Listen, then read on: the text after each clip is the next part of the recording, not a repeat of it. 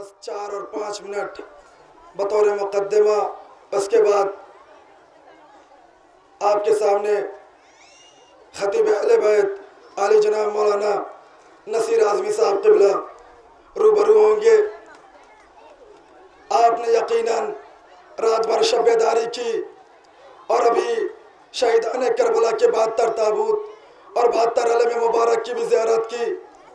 आपको थकावट तो महसूस हुई होगी, लेकिन ज़रा करबला वालों से पूछो, सैयद सज्जाद से पूछो, जब भी कोई मुसीबत पड़ती थी सैयद सज्जाद अपने फूफी ज़ैनब को याद करते थे और कभी अपने बाबा को याद करते थे।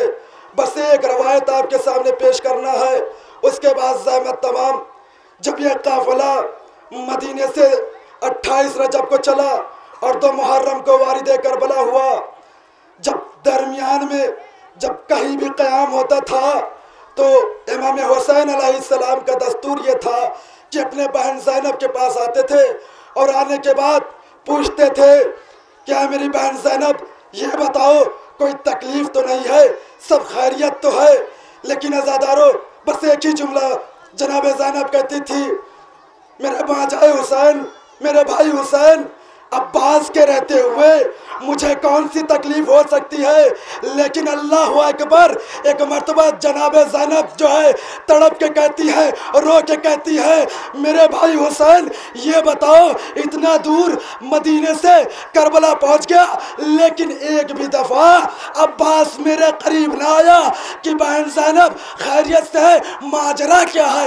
एक मर्तबा मेरा मौला हुसैन सर को झुकाए रोने लगता है और हाथ जोड़ के कहता है, ऐ मेरी बहन ज़ैनब, अरे जब से काफ़िला मदीने से चला, अरे अब्बास कभी 1 मील आगे, कभी पीछे, कभी दाई तरफ, कभी बाई तरफ, और ये आवाज़ देता है, ऐ राहियों, ऐ रास्ते वालों, इधर रुक जाओ, इधर से अली की बेटियां, अली की औलादें जा रही हैं।